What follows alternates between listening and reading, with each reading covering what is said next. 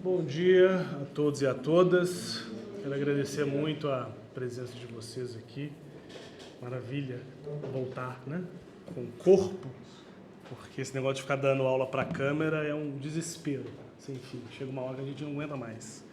Bom, hoje o que eu tenho de proposta para a gente poder conversar aqui, né, assim, esse workshop em modo mais de conversa, né, para a gente poder trocar uma ideia, sobre as entrevistas preliminares, porque embora a gente sempre fique naquela coisa da análise,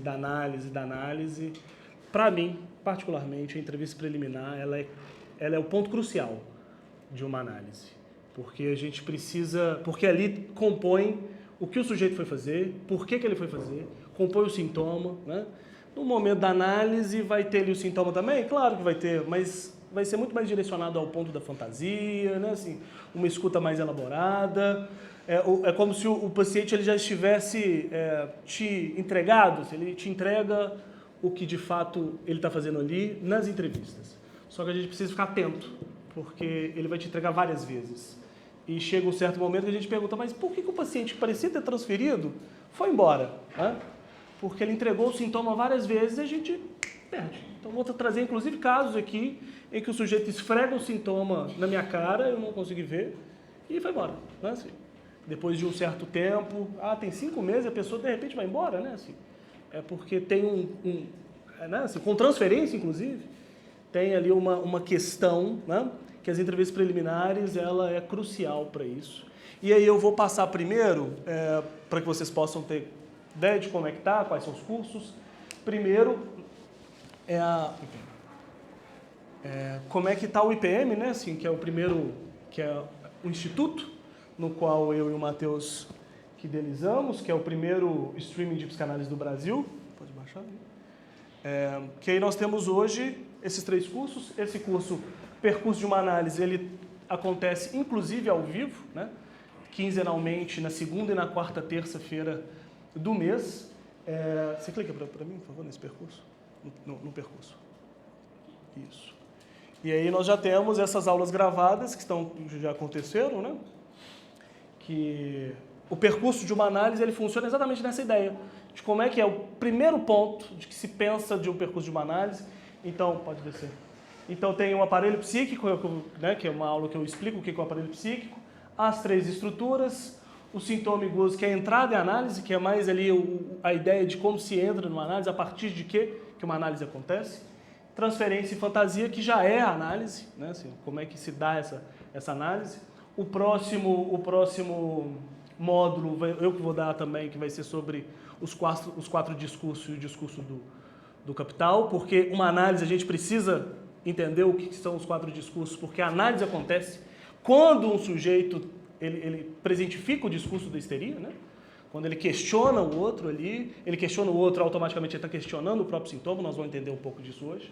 Depois, o 8º módulo é sobre necessidade, demanda e desejo, que também está análise o tempo todo. E o 9º módulo, por fim, é o fim de análise, que vai ser com meu amigo Baiano Fauzi. Esse percurso também vai virar um livro, cada módulo nós estamos escrevendo um capítulo sobre, para poder lançar aqui na Livraria do Psicólogo Artesão. Temos um outro curso que é... Você volta? Um outro curso... Início aqui. Isso. Um outro curso que é...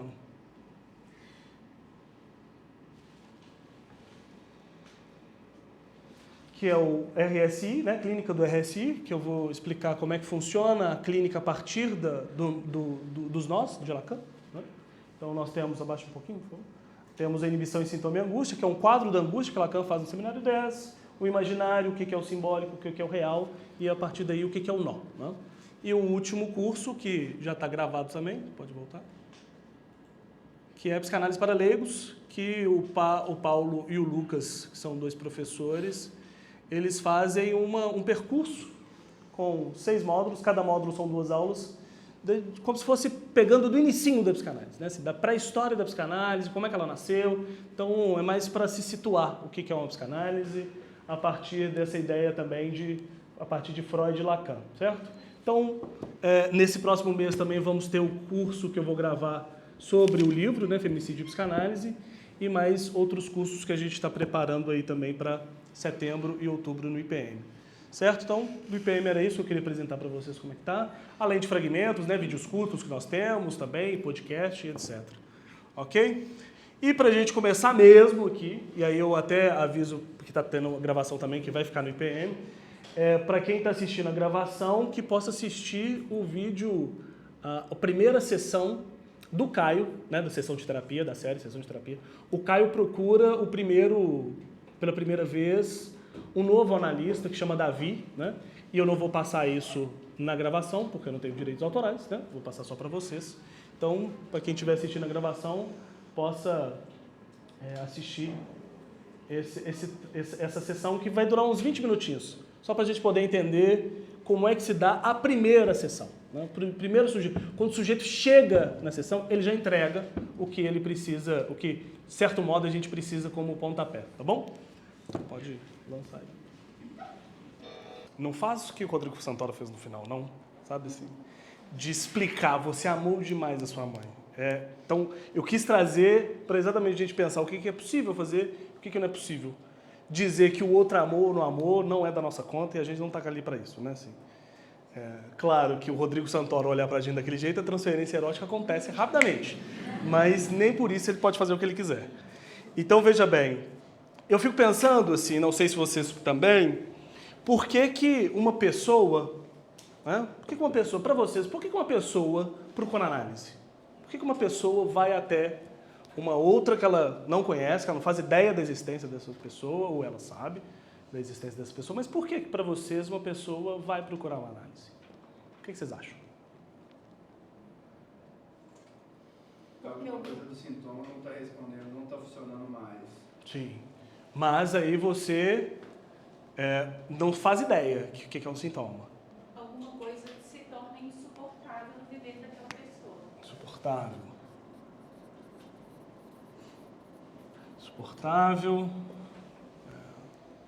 Fala do sintoma, né? Claro, assim, que é exatamente a partir do sintoma que o sujeito vai procurar uma análise, mas ele não sabe, né? Uma pessoa, às vezes, vai procurar análise só pelo simples fato de procurar uma análise mesmo, assim. Eu vou procurar uma análise, eu quero...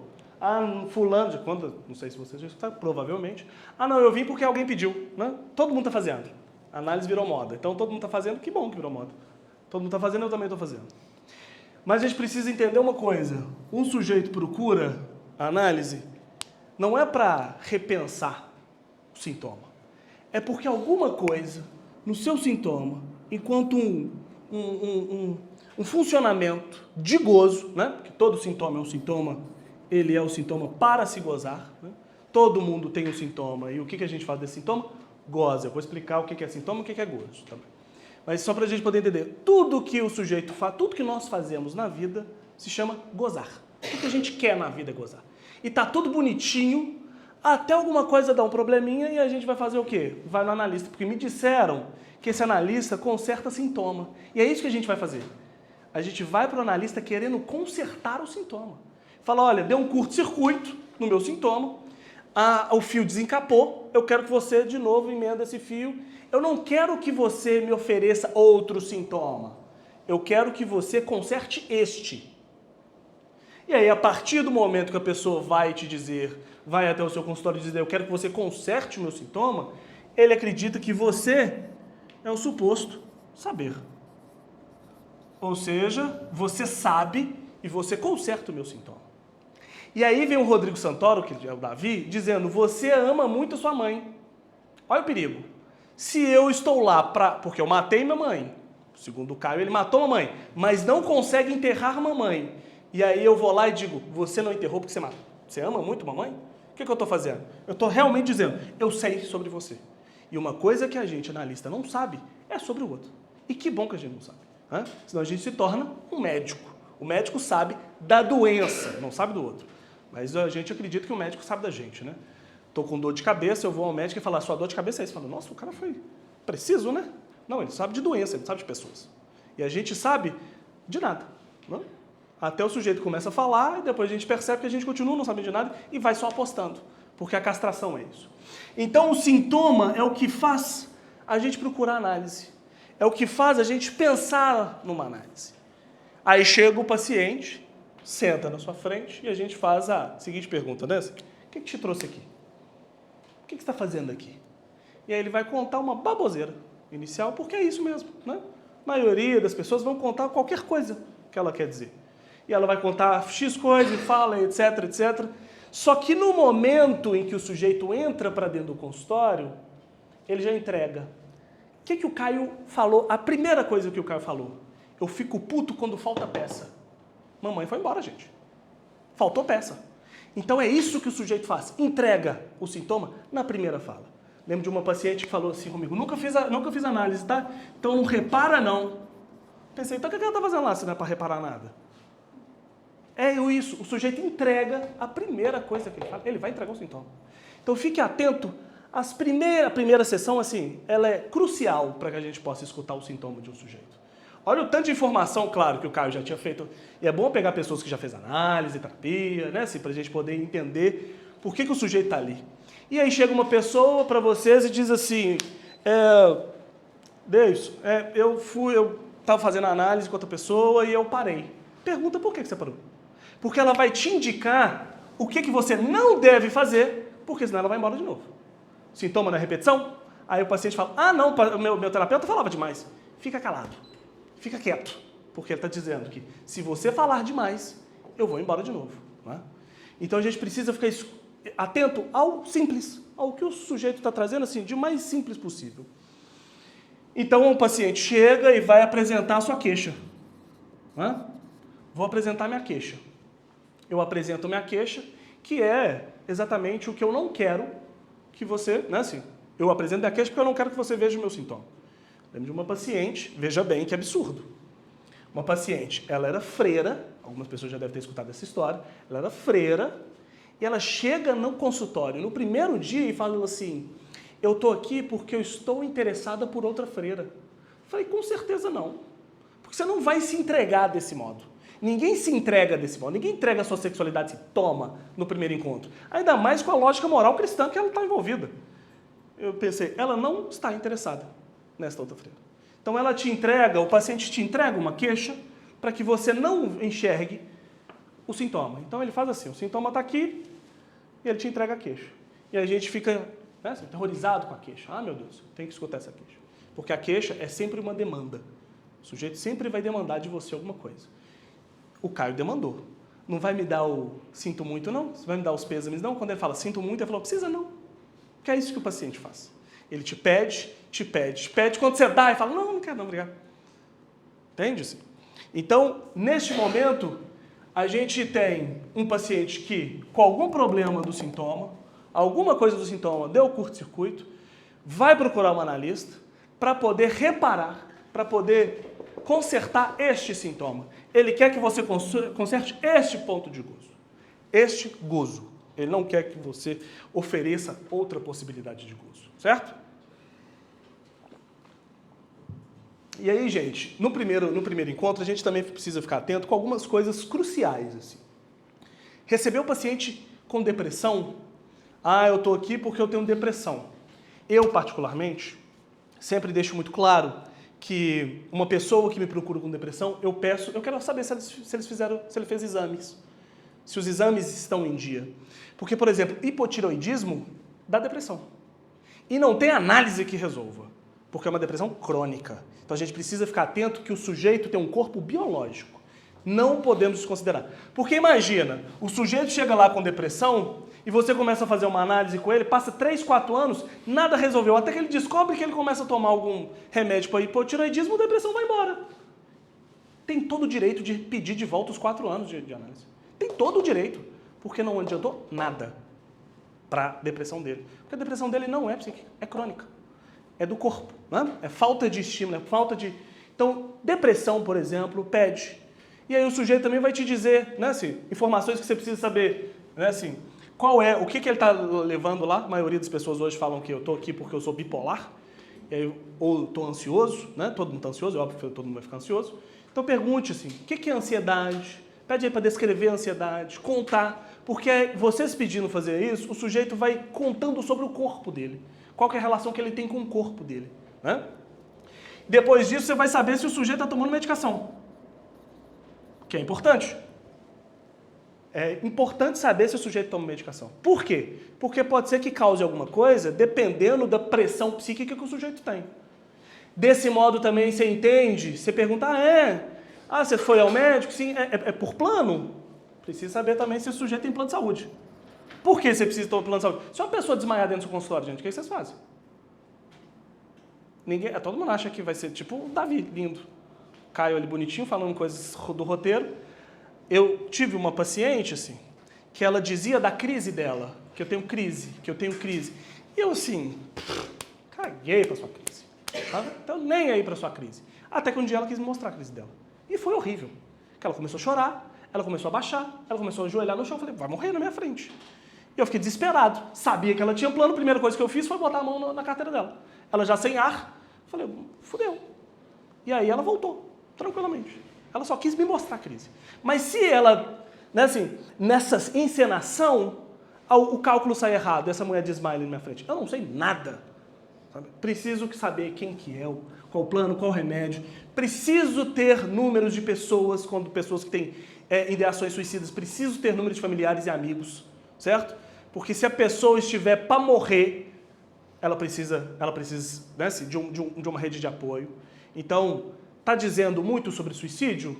Deixe claro, olha, eu particularmente no primeiro encontro, normalmente, principalmente para pessoas que não conhecem ou nunca fizeram análise terapia, eu deixo claro que eu rompo com esse sigilo em 2 momentos. Quando ela coloca o terceiro em risco, a vida de terceiro em risco, ou quando ela coloca a própria vida em risco. Eu perco o CRP, não tem problema não. A questão é que o sujeito tem uma vida e que a gente precisa escutar que momento, e se for possível, o sujeito tirar a vida dela ou de terceiros. Trabalho muito com pessoas, homens agressores, que também é um risco, né? Colocar a vida de uma mulher em risco. Então, esses detalhes a gente precisa saber para não ficar, gente, naquele glamour do analista, sabe? Assim, aquela coisa linda. A gente pega um livro que chama Alô Lacan, claro que não, que são as intervenções do Lacan, a gente fica enlouquecido. Mas é a porra do Lacan. Tem um imaginário imenso que ele pode chutar essa mesa e falar que é uma intervenção, que nós vamos acreditar. Não é uma intervenção, mas a gente vai acreditar por quê? Porque a gente tem um imaginário já daquele sujeito. Qualquer sujeito aí maravilhoso, Christian Dunker da vida, se ele falar alguma coisa, a gente fala, nossa, que ideia genial.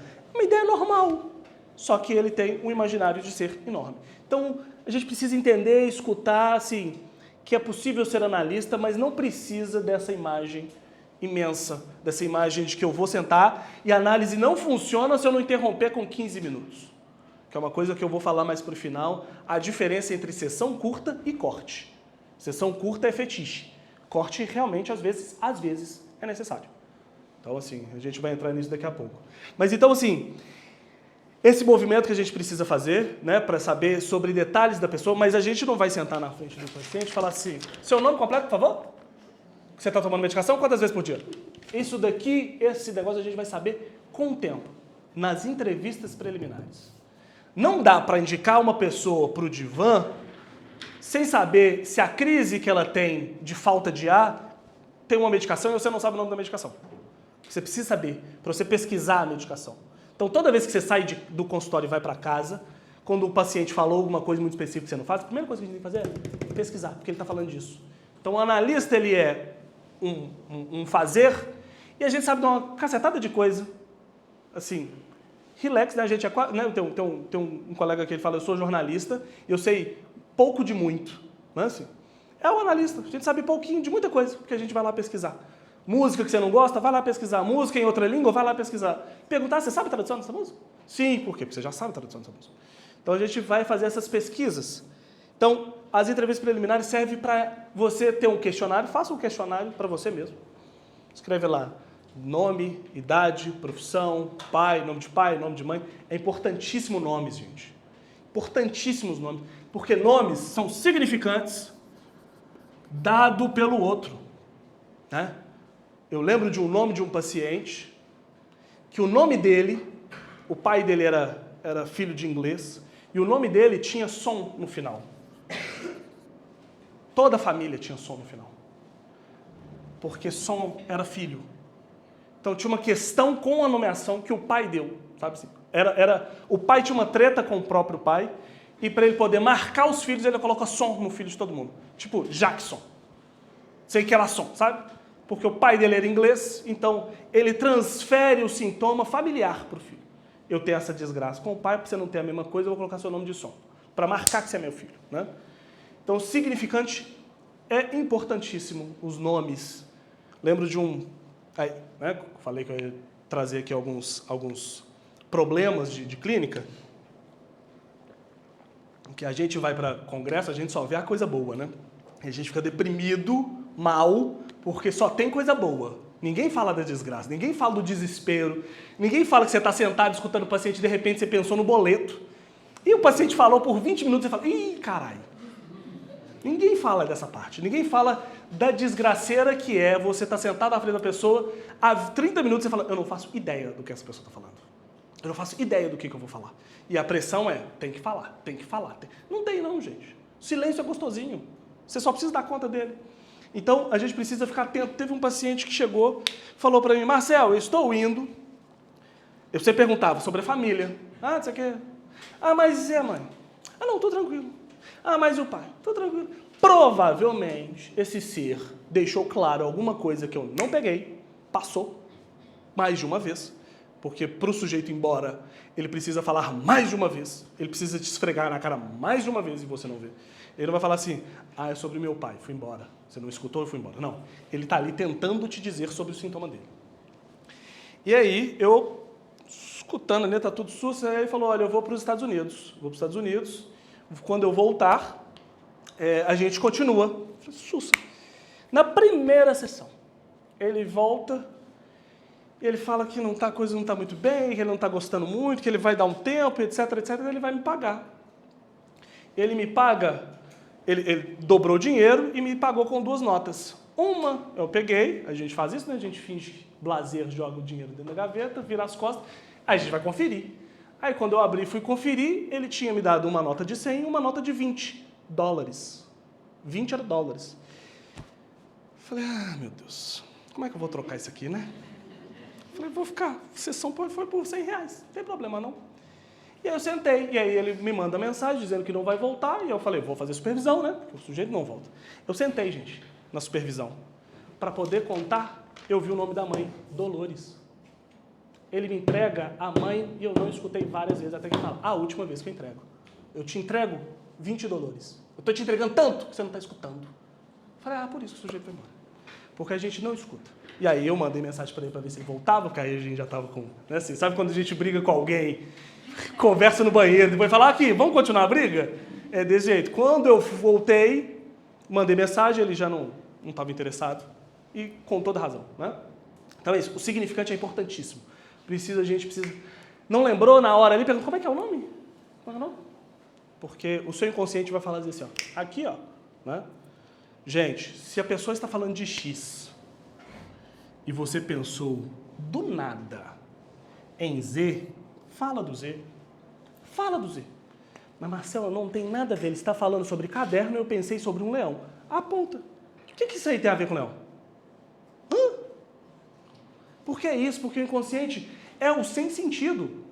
Sabe? Aí eu vou ser esculhambado agora. Mas aquela historinha de que o inconsciente é estruturado como uma linguagem, Lacan, aquela historinha. O inconsciente não tem linguagem, não. O inconsciente é só o sem sentido.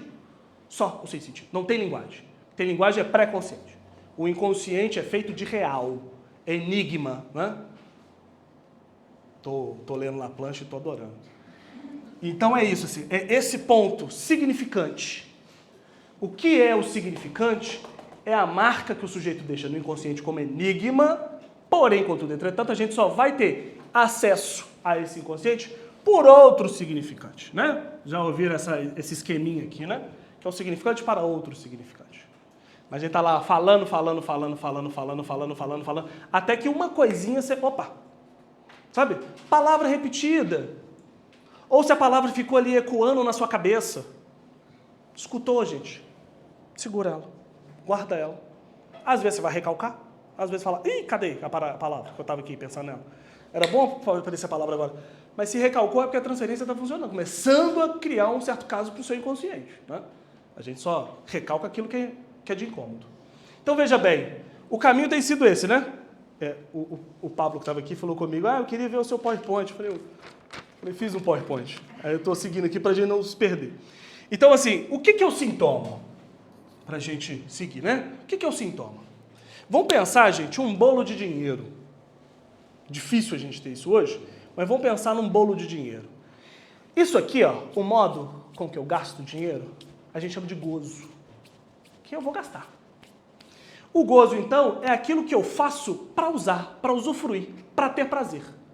E olha que legal. Muita gente fica falando que gozo é isso, gozo é aquilo. O gozo nada mais é do que o modo que eu tenho de ter prazer a partir do outro. Ou seja, antes eu tive um prazer sem a inserção do outro. A partir do momento em que eu tenho prazer, o outro atravessa. Por que atravessa? Eu não posso fazer absolutamente nada, sem que eu pense no outro. O que eu estou dizendo? Eu vou coçar, vamos imaginar se uma pessoa que tem prazer em coçar a unha. Vai falar, não, é uma coisa esquisita, né? Por quê? Porque eu coloquei o outro. Então, tudo aquilo que é possível de prazer e o outro atravessa com a sua moralidade, é gozo. Aí que está o negócio. E para a gente tentar tirar o outro do nosso prazer, a gente faz o quê? Mais. Eu excedo.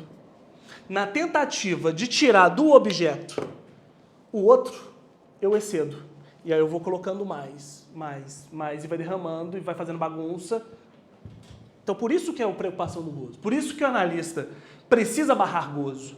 Porque a gente tenta tirar o grande outro, tenta tirar o grande outro do nosso prazer. E para tirar o grande outro, eu acho que eu preciso afogar o grande outro. Eu preciso exercer tudo que eu posso daquele objeto. Eu posso, assim, escamar. Sabe assim, quando a gente chega com fome, eu sempre dou essa ideia. A gente chega com fome, estava lá, saí daqui, aí eu vou dar uma palestra à tarde, vou num rolê à noite, aí chego em casa com fome, eu esqueci de comer. Eu estava tão divertido que eu esqueci de comer. Básico, esqueci. Aí eu chego em casa e tem uma pizza. Eu como o primeiro pedaço de pizza. Legalzinho. Mas eu passei o dia sem comer, né? Então 2 pedaços serve. Comi 2 pedaços de pizza. Terceiro pedaço já não é mais do campo da necessidade. É do campo da demanda. Preciso de mais. Como o terceiro, como o quarto, como o quinto. No 6º pedaço eu já estou fazendo vômito. Aquilo que me deu prazer inicialmente, agora ele voltou para o campo da morte. Porque eu paraliso. Eu quero vomitar. Eu quero morrer. Porque é isso que é o problema do gozo. É que a gente usufrui e quer esgotar o máximo daquele objeto. Quando a gente quer esgotar o máximo do objeto, a gente cai na morte. Porque o objeto não existe. Mas a gente não vai entrar nisso agora não, pelo amor de Jesus. Então o sintoma é isso. O sintoma é o modo com que eu faço, não é assim? O sintoma é uma resposta em forma de pergunta. Né? Por exemplo, o Caio. Caio veio aqui, né? Aí vamos pensar aqui, função do Caio. O Caio, ele vai jogando o sintoma pra gente. Ele diz da falta da peça, no quebra-cabeça. Depois o Caio fala, fiquei órfão de analista, que a Sofia foi embora, ele usa órfão. Né? Opa, por que a pessoa fica órfão de um analista? Né? A gente já fica cucado. Órfão? Que coisa esquisita. E a gente vai apostando, né? Porque a função analítica é essa, é a aposta. Eu faço intervenção, a posteriori que eu vou saber. Às vezes vai passar batido, mas às vezes não. Né? Às vezes só vai assim, foi embora. Vai passar batido. Às vezes não. Então veja bem, nesse momento o Caio está ali falando, ele fala que ele fica órfão e que o outro chutou ele, o outro terapeuta chutou. Antes da Sofia, um outro terapeuta chutou ele. Né? Ou seja, é o terceiro terapeuta que ele está, ele fica órfão e o outro chuta. Né? Ou seja, o que é ser chutado? É quando alguém não deseja. Né? A gente tem isso, não, chutou minha bunda. Terminou o relacionamento, a pessoa me deu um pé na bunda. Ou seja, me chutou. A gente só chuta o que a gente não deseja, o que a gente não deseja mais, né? Ou que não está mais... não estou querendo gozar mais com esse objeto, não. Então, assim, ele vai contando e ele vai separar os mundos, por exemplo. Quando ele separa os mundos, gente, é muito específico. É perigoso ficar com esses mundos. É perigoso. Por quê? Quando se junta o infantil e o adulto no Caio, ele volta para a mamãe. Né? Só que o adulto não está separado do infantil, senão ele não tinha usado o órfão. Olha o significante aí. Olha o significante. E que bom que Davi não fez um desserviço de ficar futucando. Porque é primeiro contato. Primeiro contato, gente, a gente não futuca. Deixa o paciente falar. Ele está lá para isso. Se ele ficou calado, faz pergunta, vira o investigador ali para saber da vida dele, né? Mas não futuca, porque ele não está ali para isso, ele precisa ter transferência. Para futucar alguém, precisa de transferência. Tá? Para futucar alguém, precisa de transferência. Lembre-se disso, dessa condição. E aí ele também entrega, né? Assim, ele entrega dizendo assim, e eu acho muito interessante quando ele fala, eu não atendo criança porque os problemas são os pais. Ótimo, porque mamãe é um problema mesmo. A sua mamãe foi um problema. Porque se ele fosse para análise, quando ele era pequeno, mamãe não apareceria, né? Ele não teria esse problema. Mas o problema dele é mamãe. Então, olha como é difícil e como a nossa prática, ela funciona a partir do nosso sintoma. Não dá para a gente desconsiderar o nosso sintoma. Ah, Marcel, já escutei assim de umas pessoas que quando eu sou analista não tenho eu. Como é que você vai fazer isso? Como é que você vai desconsiderar a sua constituição na hora que você está atendendo alguém? Até porque o que você escuta é uma escuta sua. Então, assim, por isso que não tem certo e errado nas intervenções. Porque é uma intervenção e uma escuta que você teve. Então, faça a sua clínica. A clínica é sua. Ah, eu tenho uma clínica lacaniana. Não, quem tem clínica lacaniana é o Lacan. A minha clínica é marceliana. A clínica da Camila é camiliana. Porque ela pode, sim, tentar responder a todas as práticas e técnicas de Lacan.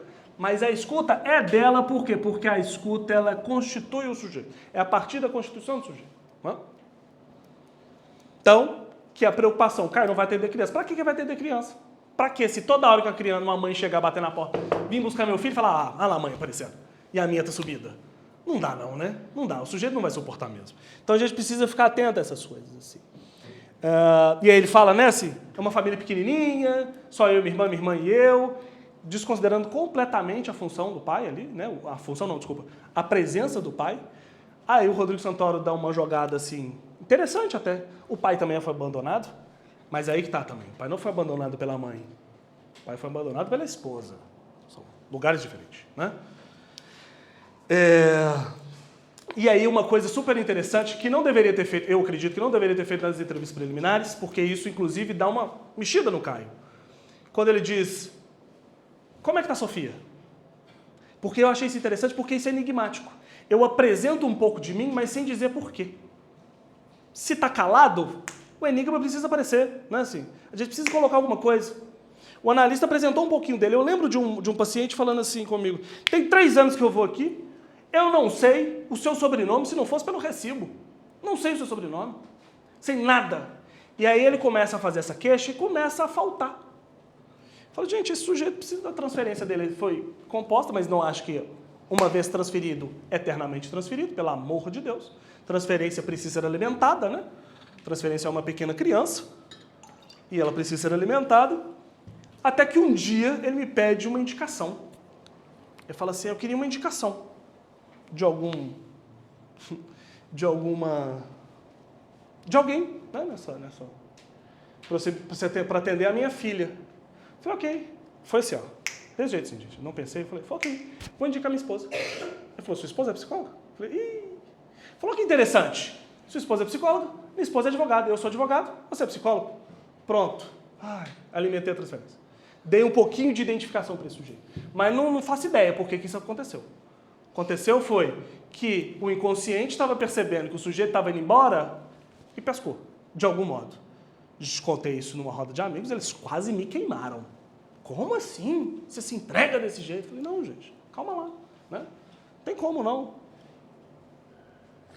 Alguma coisa de mim esse sujeito vai saber. Até porque perfil depois das redes sociais não tem como, a não ser que você não tenha rede social. Se não tiver rede social, aí beleza, seus pacientes não vão saber de você, mas alguma coisa ele vai saber. Alguma coisinha, né? Eu escrevi aqui medo acumulado, que é a hora que o Davi fala, né? Você está com medo acumulado, é uma coisa que você não deva fazer.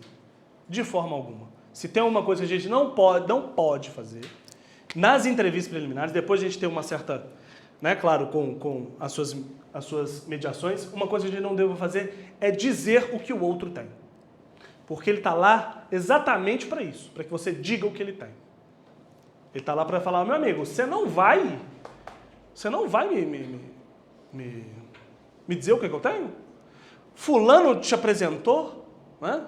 Fulano te indicou, e aí você vai, sabe assim? E você não vai me dizer o que está acontecendo? Outra coisa, gente, diante disso aqui, ó, o paciente já chega com isso aqui, ó. Eu, particularmente, acho importantíssimo você saber de onde vem a indicação. Quem te indicou? Quem passou o meu nome para você? Porque aqui ela vai te indicar qual é o tipo de transferência que ela tem. Certo? Ah, não, foi uma colega. Que colega é essa? Né? Como é que é você, essa colega? Para ela te indicar, sem que a pessoa fique sabendo, que a transferência está acontecendo. Né? Como é que ela já chega com a porta aberta para a transferência? Né? Aí, isso é importantíssimo a gente saber. E aí, depois disso tudo, a gente tem uma pergunta, né, assim, que é uma pergunta que a gente se faz, é uma pergunta que a gente precisa fazer o tempo todo quando a gente está atendendo alguém.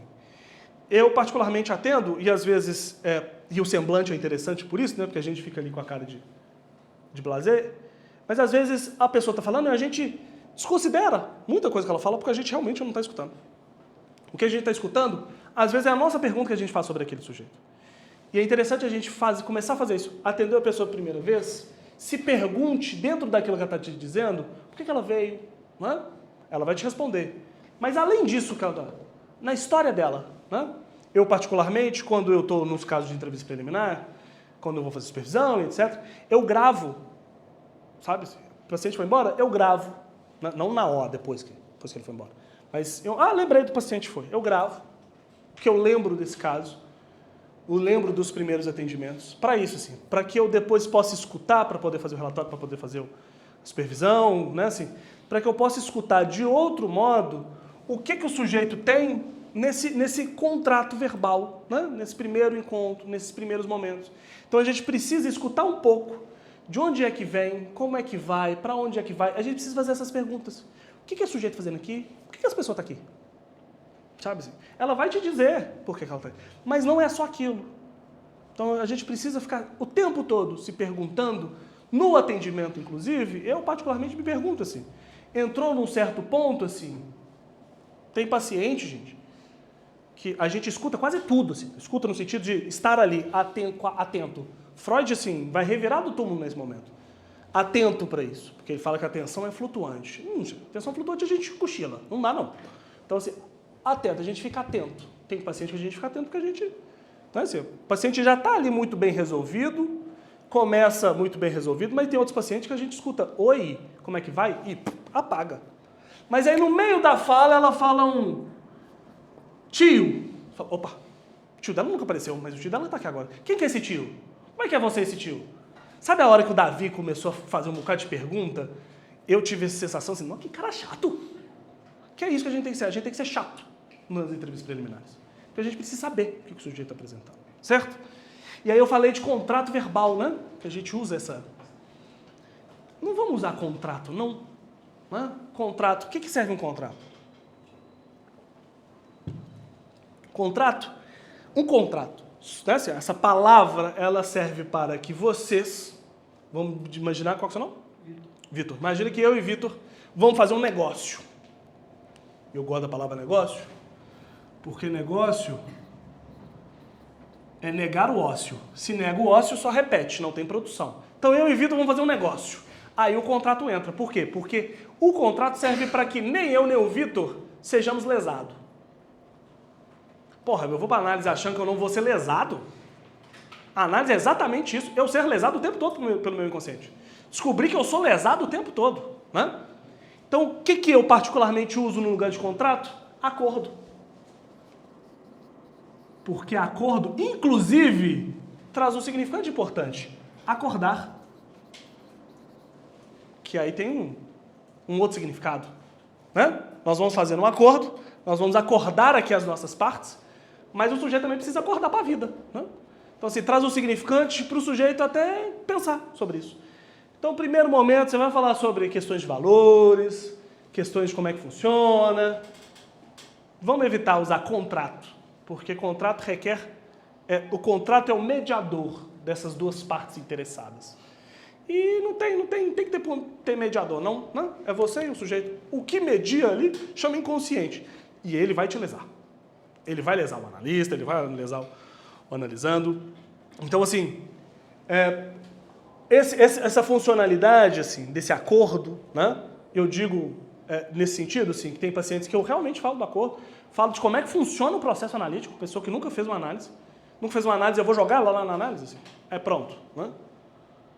Aí eu faço o que o mando, né, a Bíblia psicanalítica faz. Silêncio absoluto, sabe assim? Para uma pessoa que nunca fez análise. No tempo de hoje, gente, isso aqui, ó, é demanda e resposta o tempo todo. Aí de você não responder meu WhatsApp naquela hora. Eu entro em paranoia, por quê? Porque é uma demanda não respondida. Então, demanda é demanda de quê? De amor. A pessoa não me ama, porque ela não está me respondendo agora. O analista não me ama. E o que eu vou fazer com o analista que não me ama se ele... Sabe? O analista não me ama, gente. Por quê? Porque ele não me responde, ele não fala nada. Ele me dá um brinde. Então, assim, a palavra, a sua voz precisa aparecer em alguns momentos. Ela precisa estar ali. O sujeito precisa escutar a sua voz. Porque eu tenho... Algumas pessoas já procuraram dizendo assim, eu nunca escutei a voz do analista. Porra, não dá nem bom dia quando você chega? Senta. Falei, é muito tranquilo você ganhar, sei lá, R$200 por sessão, é muito tranquilo. Mas aí eu falo, mas o analista está ali, mirabolando, construindo o caso. Mas como é que se constrói um caso em silêncio, meu Deus do céu? Não tem como você construir nada em silêncio, não? Não é mesmo? Então, veja bem, é essa questão. Assim. Se apresente, né? Se apresente, esteja presente. Nos tempos de agora não dá para você ficar calado. E essa história de ficar calado, eu não sei de onde tiraram essa merda de ficar calado, porque isso não é função. Vamos pegar aí os mais famosos da clínica, né? Lacan, Winnicott. Ninguém fica calado não, gente. Freud dava aula dentro do consultório. Claro que ele não foi analista, ele foi pesquisador. Mas depois dele, Lacan não ficava calado não. Que ideia é essa de achar que Lacan ficava calado? De onde é que se tira essa ideia? De que você tem que ficar calado? Porque calado, você não responde demanda, né? Você não pode responder demanda do paciente. Mas como é que eu não vou me apresentar, né? O meu eu está ali. É a mesma história de acreditar que o seu eu está fora. Que não tem eu dentro do consultório. Que é só um, né? É só o eu, a alteridade do outro que está ali. Porra, isso é bom pra cacete. Pra você retirar toda a carga desgracenta da sua vida na hora que você vai atender alguém. Não é possível. Então, assim, fiquem calmos. Não acha que você falando uma coisa... Quem somos nós para ter o poder de falar alguma coisa e mudar alguma coisa? Eu fiz uma intervenção, estou morrendo de medo da pessoa morrer. Quem? Meu Deus. Você acha que você é quem? A pessoa está te contando a vida dela desgraçada o tempo todo. 30 anos fazendo merda. E você acha que uma fala sua vai matar a pessoa? Vai. Poder, assim, o narcisismo aí está batendo na porta. Né? Que é outra coisa que a gente entra agora. O analista enquanto função perversa. Por quê? Uma paciente me perguntou isso. Por que eu saio daqui sem estar angustiada? Eu falei, uai, você precisa sair daqui angustiada? Falou, não, minhas amigas falaram que a análise se faz quando você sai muito ruim. Eu falei, imagina você entrando numa cirurgia ruim, com câncer. Você sai de lá com 3. Isso é bom? Por que a pessoa tem que sair mal? Porque é na porrada que a gente movimenta. Olha o tanto de... aquela frase assim, eu apanhei e estou bem. Sujeito que não consegue conversar, que bate em todo mundo, que bem é esse? Então, outra coisa, se a pessoa sai do seu consultório sem estar angustiada, não é um problema. Isso é outra coisa do fetiche do psicanalista. É fetiche o psicanalista. Tem que dar porrada, sabe? Isso daí chama maldade, perversão. Para mim é isso. Se a sua intervenção não vai em direção a algo que seja possível, produtivo, por aquilo que você está construindo, para esse analisando, a sua porrada não serve para nada além de bater nos outros mesmo. Não é. Eu fiz uma intervenção que eu não acredite nela, mas é uma porrada. A intervenção machucou o sujeito, machucou. Saiu de lá mal. Para quê, gente? O Lacan fala isso no texto do Tempo Lógico. A angústia produz, mas a angústia demais é gozo. Então, a paciente que veio me perguntar isso, que ela está dizendo, eu quero gozar. Oxe, como assim, gente? Eu quero que você me agrida. Porque na rua sou eu que bato nos outros. Aqui eu quero apanhar, eu quero fazer essa função, né? Então, assim, não caia nesse negócio também, nesse narcisismo. Ah, eu tenho que fazer uma intervenção, porra, essa intervenção foi boa. Se você falou essa intervenção foi boa, porque ela não foi para o seu paciente. Ela foi para você. E no início a gente faz isso demais, né? Falando, nossa, você vai encerrar agora. Linda essa, encerrei esse, perfeito, foi um encerramento perfeito. Para você. Para ele, foi para casa e voltou como se nada tivesse acontecido. E não tem coisa mais broxante que a gente faz intervenção para fazer. E continua falando o que ele tem que falar. Porque a intervenção precisa ser para ele. Eu tive uma professora que ela falava assim, na dúvida de falar, faz o A, E, I, O, U. Ah, é? I, O, Não precisa fazer intervenção. Pode passar o tempo inteiro sem falar nada, mas no sentido de que não tem o que falar. Não para causar um enigma absurdo no paciente. Né? O colega meu falou que o paciente não demandava. O paciente não demandava. Eu falei, mas que bizarro. Como assim um paciente não demandava? Ele está numa análise, né? Como é que alguém chega numa análise sem demandar? Pelo simples fato de botar o pé no seu consultório, te mandar uma mensagenzinha, já demandou. Não? A gente precisa saber a dinâmica da demanda desse sujeito. Mas não demandar, ele está vivo, né? Você faltou ar e faz assim... eu preciso de ar. Já está demandando. Porque o outro é interno. A demanda é sempre uma demanda direcionada ao outro, mas o outro não existe. Sabe assim? A Camila está aqui, mas ela não existe. A Camila existe na minha cabeça. Essa Camila não tem nada a ver, isso aqui é só um pedaço de objeto, um pedaço de carne. A Camila está aqui dentro. Sabe? Então assim, é isso. Eu demando tempo, mas aí ele falou que não demanda. Eu falei, coisa estranha. E aí ele fez um enigma. Ele falou com o paciente assim, gostaria que você pudesse trazer tal coisa. Sessão, tipo, trazer leite. O paciente falou, eu quero que você possa trazer isso. O paciente levou. Levou o leite. E ele ficou lá, com leite em cima da mesa, anos. E eu perguntei assim, qual foi o intuito do leite? Agora eu estou curioso. Ele falou assim, porque eu queria que ele perguntasse pra quê. Eu falei, na moral, brother, na moral. Não. É isso que é o brilhantismo das jornadas. As jornadas contam umas histórias mirabolantes, a gente lê lá que o Lacan comeu um prato, um sheik queria fazer a análise com o Lacan. Aí o Lacan, ele falou, quanto você cobra? Ele falou, vamos jantar. Pra gente... Fala, Márcio, eu vou jantar com alguém que está querendo fazer a análise para ver se eu não vou ser destruído. Vamos jantar para a gente poder falar sobre isso, sobre a análise. Aí ele vai, aí ele pede um prato, não come tudo, pede outro, não come tudo, pede outro, não come tudo. Aí no final o rapaz fala, mas você está aqui, está comendo, nós estamos conversando, mas você não falou o valor. Quando ele pede a conta, o Lacan entrega a conta para ele e fala assim, este é o valor da sessão. Ah, na moral, gente, na moral, é sério. Leva o consultório, entra no consultório e fala assim, a minha sessão é tanto. Aí vai ficar nessa, entende? Aí você vai fazer uma coisa dessa, não vai funcionar. Tá bom? Não vai funcionar. Só funciona com um. E assim, né? No imaginário funciona. Com um. Acabou, não funciona com mais ninguém. Nem com o Lacan funcionou, porque o rapaz não fez análise. Perdeu o paciente. Né? Assim, por causa desse brilhantismo, dessa coisa linda. Então a gente precisa tomar muito cuidado com esse fetiche das intervenções brilhantes. A intervenção ela precisa ser precisa, simples, tranquila. Perguntou, fala, nossa, o sujeito fez uma pergunta, deu até arrepio aqui. Ó. É isso que precisa causar. O sujeito ir embora e falar, olha, eu achei interessante. Não vai ser toda hora também não. O sujeito vai embora várias e várias vezes do seu consultório, durante a semana ele não vai nem lembrar que você existe. Aí fala, tem análise amanhã, gente. Então, é outra questão.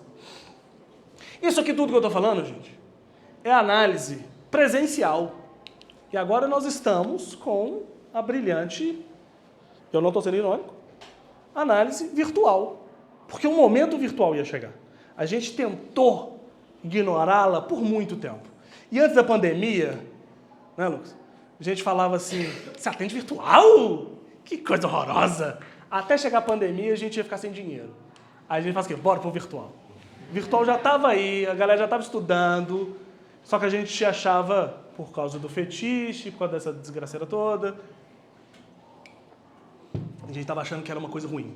Mas, de fato, a gente ainda não sabe os efeitos de um atendimento virtual. Porque é tudo muito novo. E ser a coisa nova, a gente precisa de pesquisa.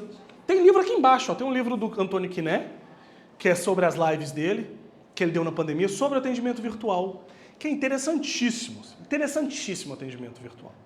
Só que aí nós precisamos saber o seguinte, porque numa análise...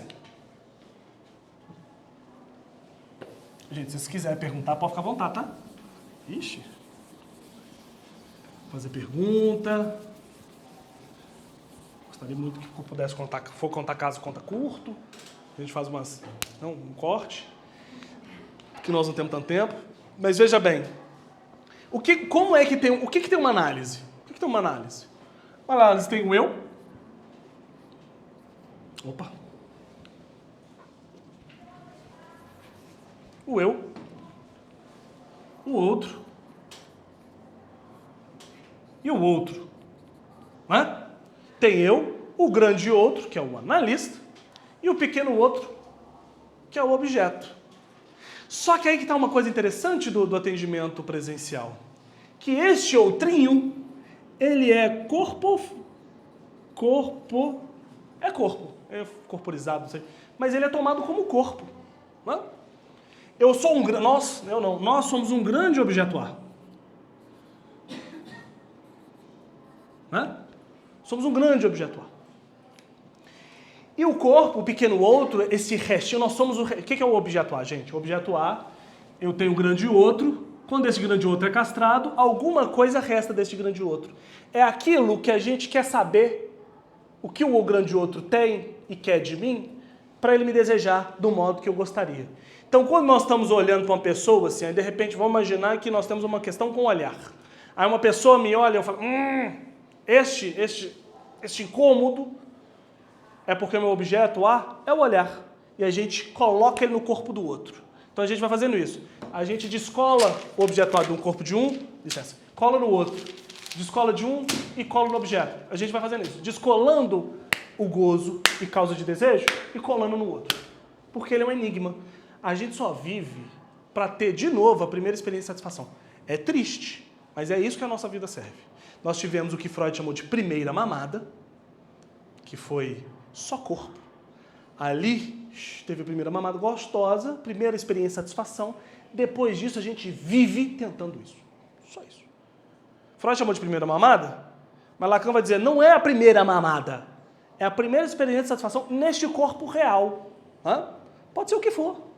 Pode ser um carinho. Tem gente que tomou o tapa e a primeira experiência de satisfação foi o tapa do médico. E que não é um problema. Né? O problema é o sintoma de como que a gente vai fazer isso. Né? O problema é o modo que a gente vai levar para tentar chegar perto disso.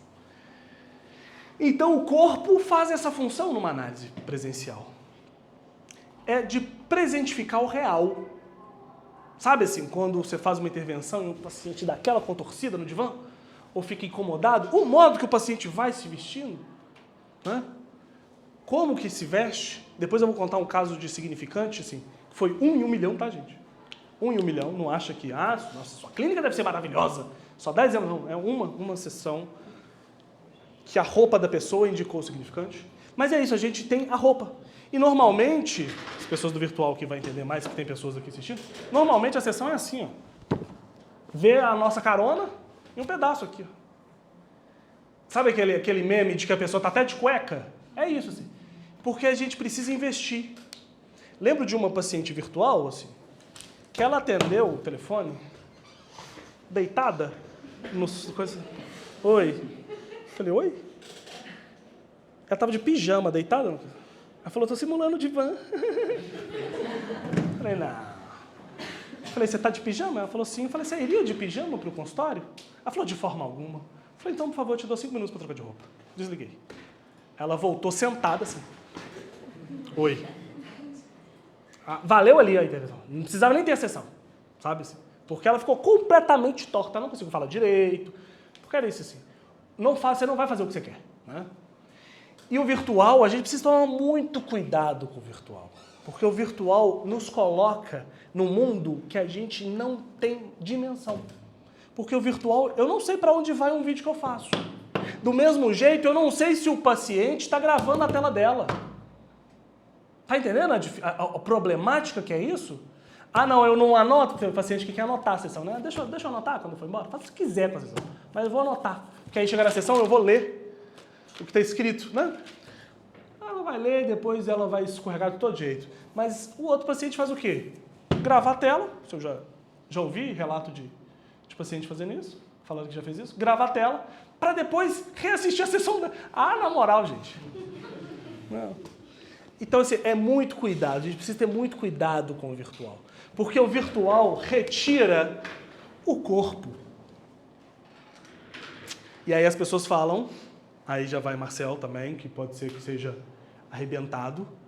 A análise virtual, ela é uma análise virtual. Não estou dizendo que isso seja ruim ou bom, tá? Estou dizendo que é virtual. Ela precisa ter essa marcação. Embora o nosso corpo também seja um corpo virtual, imaginado, né? Assim, no campo do imaginário lindo, mas é virtual. Porque ela tem outras condições. Tive paciente que estava no presencial e ela não falava nada sobre a sexualidade dela. Foi pro virtual, não para de falar. Dá detalhes do coito festivo que ela faz. Então, assim, para ela serviu o virtual. Voltei pro presencial, ela não quer voltar e não vai voltar. E que bom que não volte. Sabe assim? Mas tem outros que quando vai pro virtual parece que ela esquece, ela não sabe nem falar. Tá aí? Tá ouvindo? Sabe assim? Que é o tempo todo a presentificação do corpo ali. Então tem umas pessoas que não dão certo. Então esse virtual, o corpo não tá aqui e a gente precisa saber que terceiro é esse. Porque se esse terceiro for a tela, for o objeto, aí nós temos um problema. Porque a gente não se relaciona com o objeto. A gente não faz laço com o objeto. Embora a gente possa ter amigos virtuais, se o seu amigo virtual ele desaparece, não faz ideia do que aconteceu. Diferente do seu amigo presencial. E é um exemplo que eu sempre faço, gente. Sempre falo. Virtual. O que temos que hoje está acontecendo bastante, que está no virtual, que a gente tem no presencial, né? Que a gente tem. É uma coisinha que chama sexo. O ato sexual. Virtual tá aí, ó, com o ato sexual. Que a gente vai... Umas pessoas vão chamar de masturbação coletiva. Mas o ato sexual tá aí. Mas eu fico sempre pensando assim, quando a coisa... A gente só pode dizer que o sexo virtual será sexo quando a gente poder ter problemas e ter, né, assim, ter a possibilidade de pegar uma doença. Aí é o sexo, aí ele tá valendo. Por quê? Porque eu vou ter perda no corpo. O sexo é sexo, gente. O sexo virtual é sexo virtual. É a mesma coisa. O corpo presente no ato sexual é outra coisa diferente de você ter uma tela. Porque com a tela eu não me relaciono. É completamente objetalizado. E aí que está o negócio. A gente precisa repensar e pensar quais são as consequências de um atendimento virtual. Não que ele seja ruim ou bom. Uma coisa que a gente sabe que o atendimento virtual acontece é cadeia de significante. Acontece lindamente. Lindamente. Por quê? Porque não tem corpo. Senão, se você fala o que você gosta de uma pessoa virtualmente e fala presencialmente. Você escreve lá tanto. Você fala, olha, te amo, tá? Você está presencialmente... Por quê? Já está quente o corpo, já tem a presença do corpo do outro, já, o real está ali, ó, a castração está circulando. E aqui a gente precisa saber como que isso funciona. Imaginário e simbólico funciona muito bem. Aí a gente precisa pensar no real. De que modo o real vai se inserir ali? Né? Porque a função de uma análise, principalmente quando a gente pensa numa análise a partir das ideias lacanianas, a função de uma análise é a castração. Apontar a castração, né, para o sujeito. Como é que eu faço uma castração? Por meio de um virtual. O analista faz um prau. Você fica pé da vida e desliga a sessão na hora. O narcisismo falou mais alto. Não aceito isso. A gente não faz isso. A gente está brigando com alguém no telefone. Desliga o telefone na cara. Desligar o telefone na cara é não suportar o real, que está começando a se aparecer ali. Não? Então a gente precisa pensar. E ainda é muito novo, tem os seus benefícios, mas tem algumas coisas que são importantes, mas talvez a gente possa entender que daqui a uns anos não será tão importante o corpo assim. A gente está percebendo isso. A pandemia nos disse isso, né? Você pode fazer tudo sem ter contato com ninguém, né? Ou seja, como é que vai ser esse pulsional a partir que ainda a pulsão é essa, né? Que a gente tem presente. Não é à toa que a gente ficou desesperados quando a gente teve a pandemia. Ficamos desesperados sem poder dar um abracinho nas pessoas.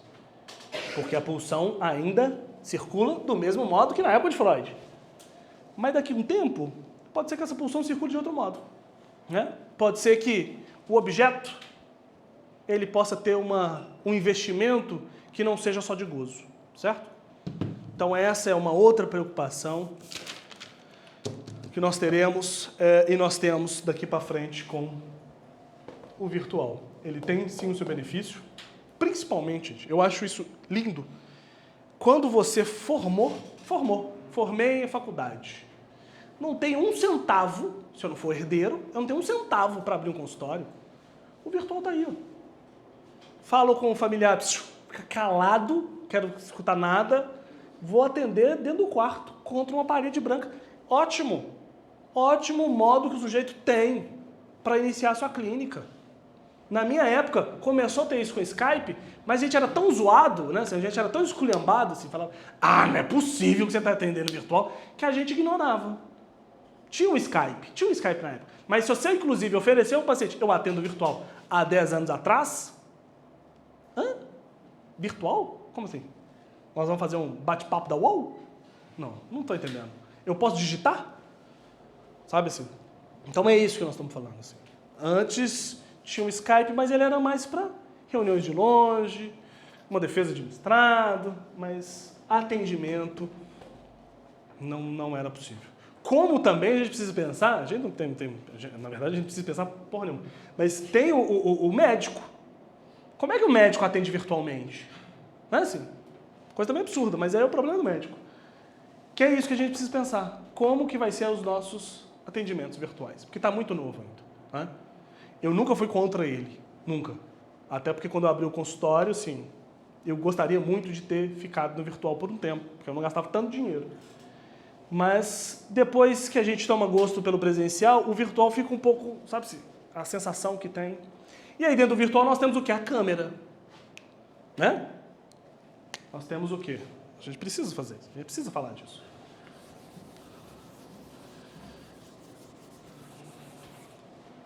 Câmera.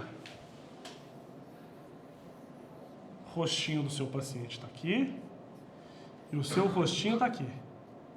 Certo? Às vezes, você está olhando para cá.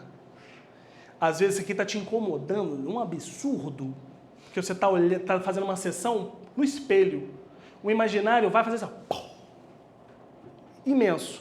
E aí você concentra na imagem do seu paciente e não está sabendo por onde passa a fala dele. Né? E aí o que muita gente tem feito é, bora, vamos cortar esse negócio de imagem, vamos ficar só no áudio, que já existia isso há muito tempo atrás. Lembro de um professor que ele falava, quando eu fui para a década de 90, eu fui para a França, eu atendia todos os meus pacientes por telefone. Ele já fazia o atendimento virtual. Só que aí o que a justificativa dele era sempre, eles começaram com o corpo. Depois que a transferência estava estabelecida, ficou só a voz. Mas isso aqui é um absurdo de incômodo. Você se vê atendendo, para muita gente é um absurdo de incômodo. Então a gente precisa, inclusive, pensar também o que a gente pode fazer com a imagem, né? Porque aqui o imaginário está explodindo, certo? E aí, de repente, você escuta um barulho, é a mãe do paciente passando aqui atrás. Você não está sozinho aí, fulano? Mas minha mãe abriu a porta. Aí eu não consigo fazer sessão porque eu não tenho onde ficar em casa. Já é uma questão. Não tem lugar dentro de casa. Eu vou para a rua, aí ele mora numa avenida, não escuta nada, só carro passando. Ele está sentado no meio fio, e aí passa alguém vendendo, alguém pedindo. Sabe assim? É a possibilidade do atendimento ser interrompido. Então, temos essa questão narcísica que nos incomoda nesses atendimentos virtuais que a gente precisa ver. Tem gente que atende que é sussa. Eu estou nem vendo, ou então às vezes até troca para se ver mais. Deixa a pessoa se ver, gente. Tá bom, que bom que ela gosta da imagem dela. Não, o problema é se ela odiasse. E aí, a gente precisa tomar cuidado também quando a gente desliga a câmera. A gente não faz ideia do que o paciente está fazendo. Você escuta assim. O paciente falando, ele está lavando vasilha. O paciente está falando, ele está fazendo outra coisa. Ou seja, transforma a análise dela em trabalho que dá para ser feito com outra coisa. Eleva isso ao bate-papo. Escutou alguma coisa, gente? Chama atenção. Fulano, o que você está fazendo aí? Não. Eu só fui ao banheiro. Sério? Você foi ao banheiro? Eu fui lavar a mão. Falando? Eu consigo lavar a mão e falar ao mesmo tempo. Mas no consultório, sabe assim? Então tente elevar o consultório. Tente elevar a presença corporal daquela pessoa. Tem uma paciente que ela mora em outro país agora, assim, que ela liga a câmera. Oi, tudo bem? Tudo jóia? Tô batendo no microfone. Tudo bem? Jóia. E ela faz assim com a câmera. Coloca a câmera no coisa, deita e a câmera fica virada pro teto. Ela fala, eu não posso te ver. Então, mas ela deixa a câmera ligada. Eu acho isso interessante, assim. Que para ela só o áudio não serve. Ela precisa saber que tem uma imagem ali também. Né?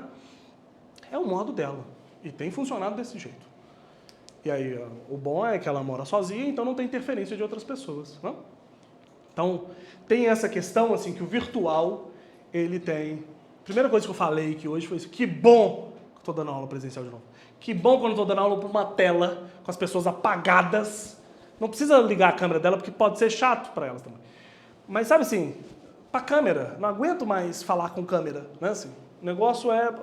Eu gosto do corpo. Né? Então, veja bem. Então, a gente também tem que ter essa preocupação desta câmera, desta gravação, porque é a sua imagem, certo? Não controlada. A partir do momento em que a sua imagem está na câmera, ela, a partir daí não está controlada. Eu fiz um negócio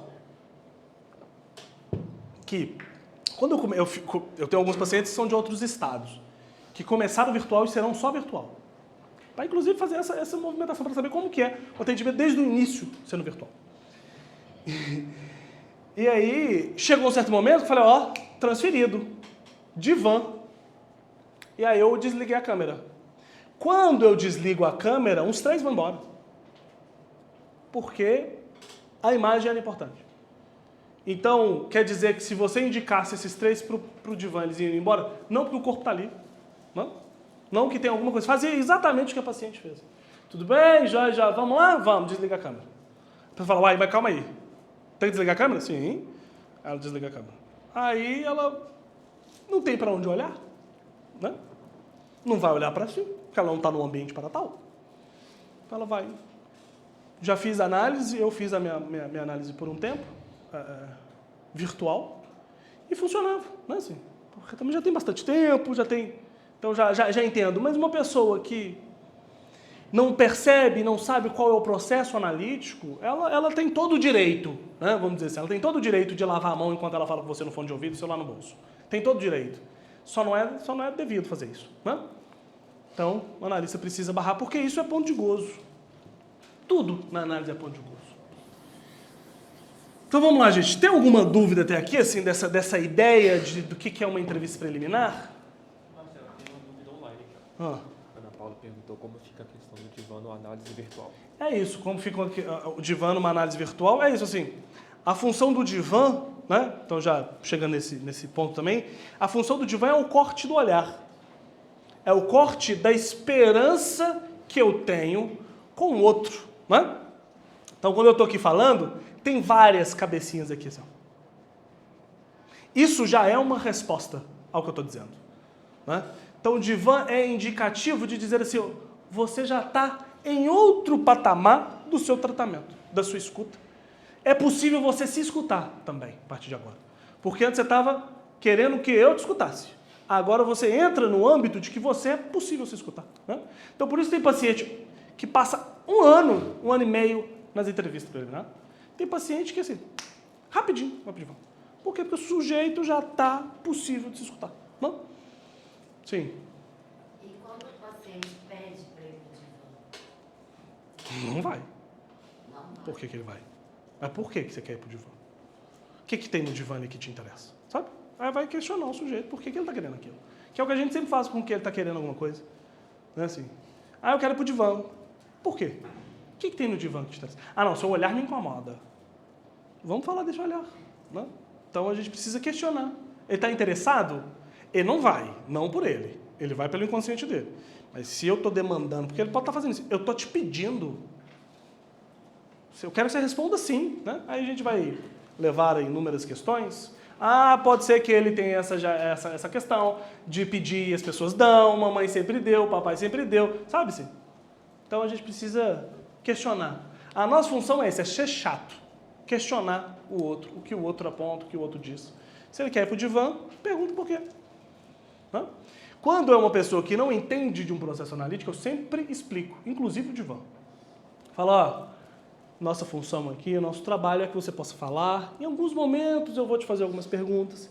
Tem momentos que você vai sair daqui adorando a análise, tem momentos que você vai sair daqui odiando a análise, tem momentos que você vai super querer me ver no dia seguinte, tem momentos que você não vai querer me ver nunca mais. Eu coloco a minha presença ali, né?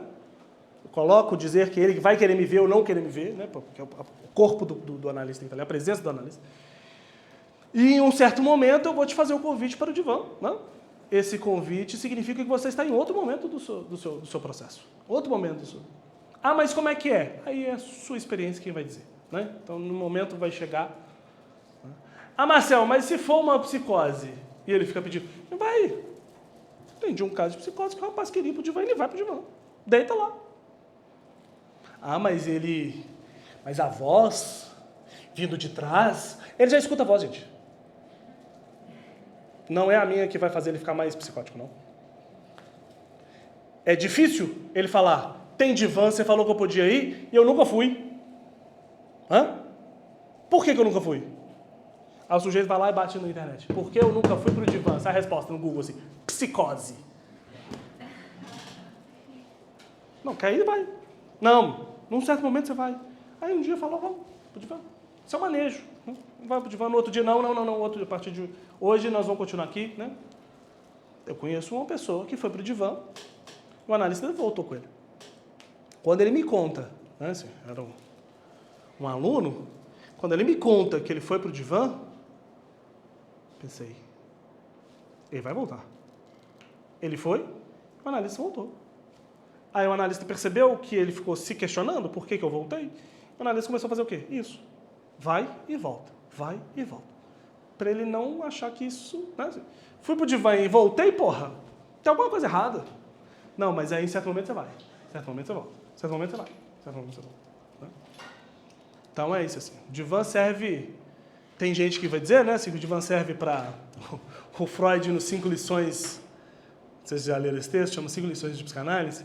Na primeira lição, ou na segunda, não sei, ele vai falar assim, eu indico o divã porque eu fico cansado de olhar para as pessoas. São 8 horas olhando para os pacientes. Então, alguns eu mando para o divã porque eu posso relaxar. Olha que é bom, né? Que coisa, manifestação legal, assim. Estou exausto, eu preciso sentar do jeito que eu não sentaria na sua frente. Nossa Senhora, não aguento mais. E aí o paciente vai falando. Mas a função é corte do imaginário, corte do olhar, que compõe esse imaginário, esperando que o outro te dê uma resposta. Não? Então, eu estava dizendo sobre esse caso da freira, que foi um caso, porque tem casos, gente, que nós vamos ter um caso que ele passa pelo sintoma, somente pelo sintoma, a gente vai ficar ali anos no sintoma. Tem casos que o sintoma vai fazer assim, ó, e a função é barrar gozo. Tem casos que nós vamos ficar na fantasia por anos. Tem casos que é só o significante que apresenta. É um trabalho dessignificante até certo ponto. Que foi o caso dessa freira. Olha que legal. Marcel, então pode haver essa alternativa entre ir para o divã e sair do divã durante sessões, dependendo do caso? Não, isso que eu estou dizendo é uma explicação de um caso de psicose. Né? Se uma pessoa, um psicótico, na sua expertise, dizer, olha, você falou que vai para o divã e nunca me colocou no divã. Né? Mas assim, não vamos ficar brincando de fordar com o paciente no divã, não. Né? Vai, volta, não. Se foi, foi. Né? Se é uma neurose, uma perversão, a perversão não vai para análise. Ah, sim, claro que vai, gente, claro que vai. A gente está indo. Né? Marcelo, e quando, por exemplo, o sujeito está num processo já há algum tempo, você faz esse convite para ele, porque você percebeu que a transferência ela foi estabelecida, mas ele não sustenta esse não ter o olhar do outro. Ele não vai para o divã, por exemplo? Não, ele vai, mas ele não sustenta. Estabelece uma resistência. Sim. eu quero continuar o meu processo de análise, mas eu não quero ir para o divã. Ali não, ali eu não dou conta, ali eu não suporto. A fala foi exatamente essa. Uhum. O que do ali não suporta, o sujeito não está suportando? Sabe assim? Lá. Não é eu não suporto aqui. Eu não suporto lá. Não, vai para lá. A gente precisa saber da sua experiência. Corporificada. Isso, é corporificado que eu ia falar. O corpo não suportando, o mal-estar. Então me conta sobre isso. É como se a gente estivesse tendo uma manifestação do fenômeno na hora. O que no olhar do outro te incomoda. Né? Então a gente precisa fazer bom uso disso. Não é voltar para ele. Não é voltar com ele para lá. Né? Tem coisas que são insuportáveis, tem coisas que são insuportáveis. E aí, às vezes, o sujeito vai voltar mesmo. Porque, às vezes, ele não está falando. Então, respeitar Mas essa eu? escolha, essa decisão do sujeito de não continuar o processo de análise no divã e trabalhar essa escuta. É porque a resistência vai aparecer em todos os lugares. Ele vai resistir o avanço. Por quê? Porque ele não foi lá para você consertar o sintoma. Você está dizendo que é possível outro, gozar de outro modo. Ele fala, não, eu vou ter que aprender. Por que eu vou fazer isso se eu posso fazer? Se eu faço X a vida inteira, se eu escolho o mesmo tipo de namorado, sofro, termino, por que eu vou escolher outro? Que trabalho, sabe? É isso que ele vai resistir. Ele vai resistir ao avanço. E aí nós temos a expressão que todo mundo acha, eu vou fazer a pergunta. Gente, quando vocês escutam a resistência do analista, de quem que é essa frase para vocês? Uma frase do Lacan. Olha, do Lacan. Lacan roubou essa frase. O Lacan roubou esta frase. Porque esta frase está num texto que chama Transferência, de 1918, de Sandor Ferenczi. Sandor Ferenczi que estabelece que a resistência é do analista, não é do analisado. Por quê? Qual é o seu nome? Sidneia. Por que, Sidneia? Quando o paciente te diz assim, eu não quero ficar aqui, você fala, se ele não ficar, ele vai embora e nunca mais volta. Então eu faço o quê? Respondo a demanda dele. Volta para cá. Para não perder esse paciente. Porque eu não dou conta da perda. Então, vai ficar aí, infeliz. Vai contar. Se for insuportável, a ponto de você...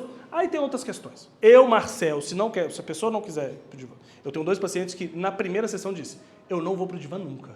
Não adianta indicar, porque eu vou embora. Tá bom. Eu não falei pra gente poder entender o que o paciente fala das outras sessões, porque ele foi embora? Ela disse, eu fui embora porque me indicou pro divã. Mesmo eu dizendo que não vou. Tem 6 anos que está comigo, fazendo análise, sentadinho na minha frente. O outro que pediu, ele também não dá conta do divã, mas é do ato de deitar. Licença, rapidinho. O que eu faço na sessão dele? Vira a cadeira. Ele está sentado sem me ver. Mas ele não está deitado no divã. Mas o ato do corte, que o divã é o quê? É o ato do corte, do deitar, do relaxamento. Ele diz que deitar para ele é insuportável. Claro que é insuportável. A história dele diz que é insuportável. É um sujeito que teve um acidente de carro, ele abriu o olho, ele estava deitado, enfileirado com os outros irmãos mortos. E quer que eu bote o sujeito para deitar? Sabe? Não tem jeito, ele está dizendo, deitar é insuportável. Claro que é insuportável. Então, veja bem. A resistência do analista... Quantas horas aí, gente? 10 para 10. Eita! Oi!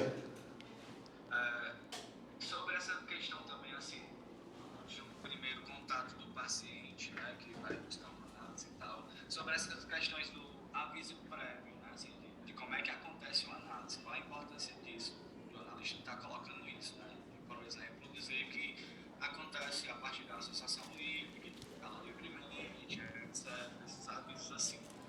Qual a importância disso, isso da análise também? Ah, você quer saber qual que é a importância de deixar claro para ele como é que funciona uma análise? Isso, exatamente. Eu particularmente, eu entendo assim, na nossa sociedade atual, dificilmente eu escolho alguma coisa que eu não sei do que eu estou escolhendo. Hã? Então, a gente precisa deixar claro, porque inclusive o sujeito precisa escolher. Ah não, Marcel, isso aí vai demorar quantos anos? Não faço ideia. Ah não, eu quero que isso demore 3 sessões, 10 sessões. Então vai procurar outra coisa. Não adianta eu falar que o sujeito venha, dizendo que ele vai ficar 10, ele não vai ficar 10. Ele precisa escolher. Ele, só de escolher, assim, a ideia, tem uma supervisionanda, assim, que ela diz, das sessões de uma analisanda dela, que ela falava sempre da escolha. E aí, de repente, ela escolheu sair da análise. Funcionou a sessão até certo ponto, porque ela fez o quê? Ela não conseguia escolher nada. Ela escolheu sair da análise e procurar outra abordagem. Outra não, né? Procurar uma abordagem da psicologia. Então, eu particularmente acho interessante. Por quê? Porque eu coloco o sujeito a se deparar com aquilo. É isso que eu quero? Toda vez eu pergunto, inclusive, gente, é desejo seu começar uma análise? E, inclusive, é desejo meu atender esse sujeito? Porque não é demérito algum eu atender essa pessoa por um mês e essa pessoa me causou mal-estar todas as vezes. Encaminha, gente. Encaminha. Marcel, tem 6 meses que eu atendo a pessoa, tem 6 meses que eu olho para aquela pessoa e falo, não acredito que eu vou atender essa pessoa. É sério que você vai atender uma pessoa? Você vai escutar uma pessoa sem vontade de escutar essa pessoa? Você está fazendo mal para ela e para você, né? Então, beijo. Relacionamento abusivo, gente. É isso aí, sabe? E a resistência do analista? Respondeu, Iago? Respondeu sim, obrigado. Ah. Resistência do analista? Porque não é que a resistência analítica seja do analista. É porque o analista é quem resiste ao gozo. Sabe aquele paciente chato? Fala a mesma coisa durante 20 anos seguidos. Aquilo, se o meu amigo ali começar a reclamar da vida dele, eu falo assim, não aguento mais, irmão, sai fora. Só que na minha função de analista, a minha função é essa, é de escutar o resto. E eu preciso resistir. A resistência do analista é exatamente nessa função, do que o chato é nós. O chato é nós. Sabe? A gente precisa escutar. Eu tenho o desejo de analista. E o desejo do analista, gente, outra coisa também que a gente já entra. O desejo do analista não é o desejo de ser analista. Ah, eu tenho um desejo de atender essa pessoa. Não. Eu acho até assim, Marcel, porque essa pessoa não está evoluindo. A gente escuta isso na supervisão assim demais. Nossa, eu estou incomodadíssimo porque a pessoa está lá há 1 ano e eu não vi movimento na vida dela. Você não tem que ver nada. Não é nada. E se você está preocupado, tá com a piscando aí, Matheus. Se você está preocupado com alguma coisa deste âmbito, a pessoa não está se movimentando, o desejo do analista não está colocado. Porque o desejo do analista é o desejo do analista na escuta. Escutar não quer saber se ele desenvolve ou não. Marcelo, eu estou aqui fazendo supervisão, assim, o paciente não desenvolve. O paciente não sai do lugar. É cansativo, claro que é cansativo. Eu estou ali assim, nossa, eu vou lá dar uma porrada nele. Essa porrada nele foi para você, achando que ele vai se movimentar a partir da porrada, porque você não está suportando, que o seu desejo está desaparecendo. Já escutaram que o desejo, o objeto A é causa de desejo? Porque o desejo não existe objeto. Existe só causa. E o que é causa? Causa é causa, gente. Causa é causa. Eu tenho, vamos dizer assim, bem porcamente, eu tenho sede. Certo? O meu movimento de ir até a água é o desejo. Peguei água, acabou o desejo. Isso quer responder demanda. Tá?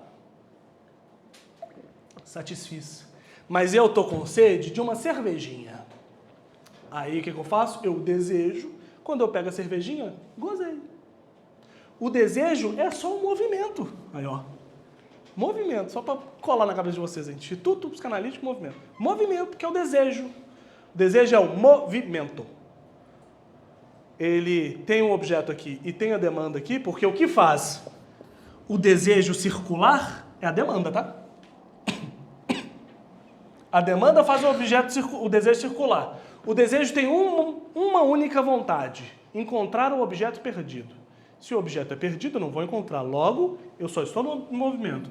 Quando eu encontro um objeto que seja, eu vou gozar desse objeto. E aí, qualquer dia desse, a gente fala um pouco mais sobre isso aí, tá? Marcelo, fiquei pensando que você deu o exemplo do paciente insuportável. Vários. Pois é, como você encaminharia um paciente insuportável? O que você diria para um paciente? Eu, particularmente, eu já encaminhei alguns pacientes. O máximo que teve foi um paciente de 4 meses, que eu disse a ele que, eu fui completamente sincero, e usei da ética, disse a ele, é antiético da minha parte, continuar num processo no qual eu não estou conseguindo fazer nada. E aí eu jogo o sujeito superior, sabe? Exatamente para descrever a ele. Não, esse trabalho acontece de um modo no qual a coisa não avança. Não, mas eu tive várias questões boas. Não avança para o analista. Sabe a frase do Winnicott que eu acho linda? O paciente me paga para me ensinar? A gente precisa aprender alguma coisa com o paciente. Se o paciente não transmite, no sentido porque você não consegue, porque você não tem desejo, que é resistência, isso é normal. Você precisa encaminhar. E aí usa da ética, falando, infelizmente, a coisa não acontece. Muita gente faz o quê? Horário. Eu estou reduzindo minha agenda e alguns pacientes eu estou indicando. Também vale. Vai enganar ele? Beleza, não tem problema não. Aí ele indica alguém, aí de repente você apareceu um horário que era o dele. Mas é isso que sabe assim, joga limpo, fala dele. Fala assim, não estou conseguindo. A pessoa ficou pé da vida, óbvio, porque ela está sendo não desejada até pelo analista. Mas a gente também precisa tomar um cuidado, porque isso também é muito sintomático. Tem paciente que eu estava comentando com uma amiga esses dias para trás, que o paciente desmarcou 3 sessões seguidas. Assim. Um paciente que o sintoma dele é sintoma ali, não, o sintoma que a gente já identificou, desmarca 3 sessões, eu vou cobrar. Né? Se não for alguma coisa urgente, assim, e não for previamente estabelecido que ele vai faltar, né? Estou numas férias, estou viajando, eu vou cobrar e ainda vou dizer, o seu horário pode ficar liberado? Para dar aquele impacto. Neste não, por quê? Porque ele foi abandonado pela a ex-esposa há pouquíssimo tempo, ele foi abandonado por mamãe porque mamãe escolheu outro homem, ele foi abandonado por papai porque o papai foi comprar cigarro e nunca mais voltou, ele está dizendo o quê? Me abandone. Eu vou fazer você me abandonar, meu amigo. E ele faltou 3. E eu, na santa paz de Mater Teresa de Calcutá, respondi, te aguardo na próxima sessão. Ele vai faltar semana que vem. Aí eu vou, dizer a ele, é possível outro horário? Aí nós vamos manejar. Mas o que ele está tentando dizer é, me abandone, amigo. Pelo amor de Deus, que cara chato, estou aqui fazendo de tudo para ele me abandonar e não me abandona. Ele não faz com que eu goze do meu sintoma? Entende o que é gozar do sintoma? É gozar do sentido do sintoma. A gente não sabe qual é o sintoma. Até que ele vai chegar e falar assim, eu respondi a ele, ele falou assim, vou ler a mensagem. Porque a mensagem dele é muito boa. Ele mandou o áudio, não foi mensagem. E ele disse assim, as sessões estão sendo muito importantes. Me abandona não, tá? E eu respondi, me parece que não sou eu que estou abandonando. Aí na próxima, se faltar, vai de novo. Vai outra, aí a gente vai fazer uma intervenção mais fiel, né? Assim. Tá querendo que outra pessoa te abandone, fulano? Aí fala, opa, né? Aí a gente joga o sintoma na cara do sujeito. Mas o gozar do sentido é exatamente isso. O jouissance, né? Todo mundo fala jouir, sans, essas escansão de significante que não serve para muita coisa. E aí ele fala essa escansão do jouissance, ou seja, gozar de sentido, porque a gente goza do sentido do sintoma. Então, se o sintoma, como o nosso querido Caio, o sintoma dele é qual? Aí eu fui assistir, fui pensar que Caio estivesse na minha frente. O sintoma do Caio é que as pessoas se vão, porque depois a gente vai saber da história, né? A filha dele morre, eu acho que atropelada, a esposa vai embora, a mãe foi embora, né? A Sofia foi embora, então as mulheres vão embora. E aí o que ele faz? Ele diz, não vai dar certo? Eu vou embora. Ali, o Davi poderia falar assim, igual sua mãe fez. Que aí partiria esse sujeito no meio. Falar, mamãe. Mamãe está fazendo eu sair das coisas. Sabe? Então, isso é o sintoma. O sintoma, ele é um modo no qual eu faço para gozar. Caio está gozando da morte da filha até hoje. Porque ele diz, mamãe chorou, mamãe morreu e eu não chorei. Né? Mas quando a filha dele morreu, às vezes nós vamos ver para frente, chora enlouquecidamente. Né? Aí tem o Davi tem uma segunda sessão, né? Ele faz uma metáfora super legal do Ferenc, né? Assim, ele fala, provavelmente vocês já viram isso no Instagram, que ele fala da fruta, quando é comida, né? Assim, a fruta, quando ela é machucada, ela precisa amadurecer. Não façam isso. Não façam isso. Não joga esses negócios assim de internet, né? Assim, essas frasezinhas. Porque aquilo ali é entretenimento, tá? Não pega aquilo como como base, não. Vocês querem ver uma sessão? Ah, Marcelo, eu não sei o que é uma sessão. Coloca lá, Glória e Carl Rogers, que ele fez uma sessão filmada. Aí vocês vão ver que é uma sessão terapêutica, tá? Onde eu parei? Marcelo, você falou que usou o lugar do suposto saber para encaminhar o paciente, né? Eu já escutei muito desse lugar do suposto saber, principalmente na primeira sessão, um lugar muito de sedução. Você finge que sabe alguma coisa para o tempo todo. paciente ficar. Como que é isso? Né? O suposto saber, o discurso do mestre, ele vai estar o tempo todo. Né? Se você está falando alguma coisa e eu não estou falando, você está supondo que eu não estou falando porque eu sei de alguma coisa. Tem alguma coisa daquela informação que eu estou pegando. Né? Então o discurso do mestre está o tempo todo ali. Por que o discurso do mestre está o tempo todo ali? Porque Lacan vai falar que o discurso do mestre é o discurso do inconsciente. Então precisa estar ali. Não vai achando que você vai ser analista o tempo todo. O que é importante é deixar isso claro. Você será analista na intervenção no qual o inconsciente se liga a outro. Fora isso, não tem analista.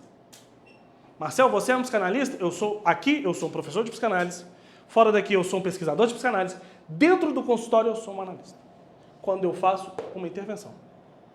Quando eu descubro, que eu estou tentando contar essa história tem horas da freira, quando eu descubro que a freira, ela teve uma história muito interessante de um pai, vou colocar o nome dele de Paulo.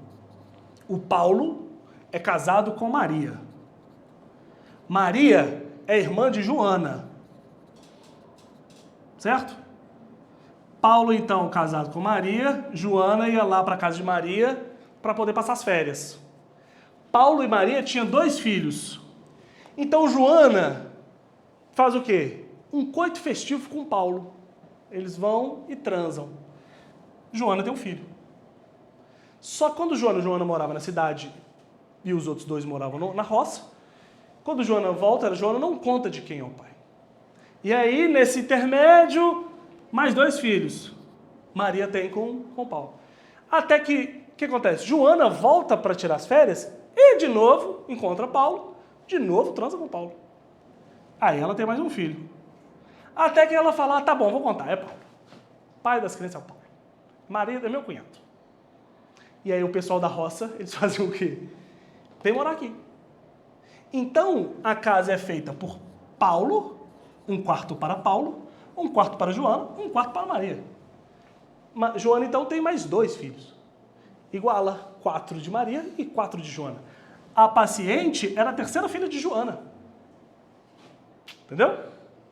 E aí ela vem dizendo, eu sou lésbica, porque eu gosto de outra freira. Só que ela não usa freira. Ela não usa esse nome, freira. Ela vai com a roupinha, mas ela não usa a fala, eu sou freira, né? Ela usa, eu sou irmã de caridade. E é interessante que a única vez que ela vai usar freira, este significante, ela diz, eu não... Quando ela falou, quando eu era pequenininha, eu falava, eu nunca vou ser freira. E nunca foi, porque ela foi irmã. E olha o significante. A mãe dela é irmã do pai. Entendeu? O significante de irmã. Onde é que ela quer? Ela não quer outra coisa, ela quer papai. E o significante é irmã. Quem que é a mãe dela? É a irmã de Maria. Não pegar? Vocês ficaram olhando assim. Então, é isso que ela quer. Ela quer ter acesso a Paulo. Quem tem acesso a Paulo? A irmã da esposa de Paulo. Então, por isso que o significante era o caso dela. E aí, quando ela escuta, né, assim, então sua mãe é também uma irmã? Aí, meu Deus! Aí, o que ela faz? Ela abandona a batina. Hoje, a última vez que eu vi ela, deve ter uns 2, 3 anos, ela estava grávida. Ela casou com outra pessoa. Ela só entrou para o convento para ser irmã, para ter acesso ao papai. Entende? Depois que o significante se desloca numa cadeia, isso é 1 em 1 milhão, tá, gente? Quando o significante desloca numa cadeia, o sujeito faz o quê? Revira. Que aí nós temos 2 pontos para finalizar, que já são 11 e 6. 11:06. Cadê, gente? Aqui, ó. E aí nós temos duas questões num processo analítico. Quer perguntar? Não? Um processo analítico.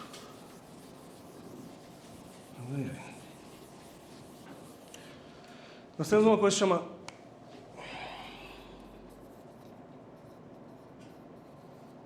localização subjetiva e a temida retificação.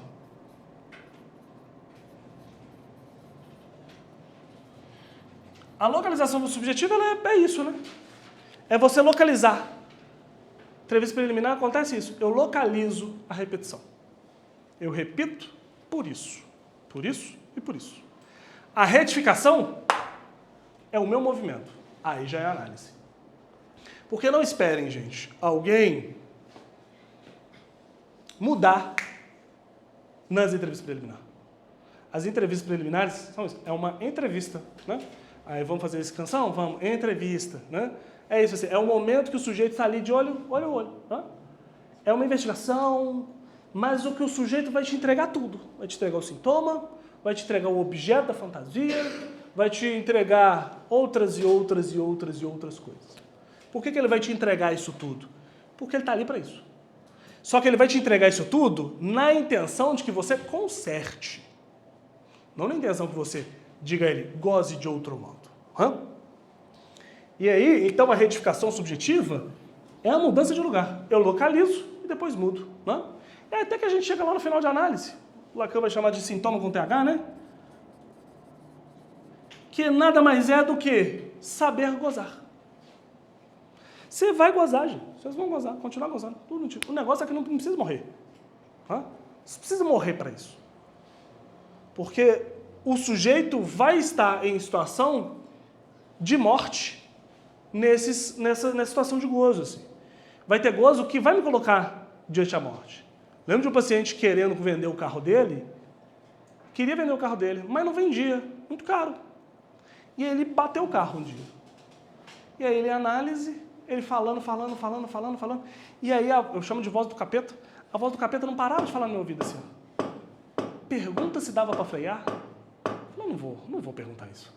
Pergunta se dava para frear. Eu pergunto, fulano, dava para frear? Ele falou, dava. Ele, não, calma. Tá falando na hora que bateu, se dava para frear?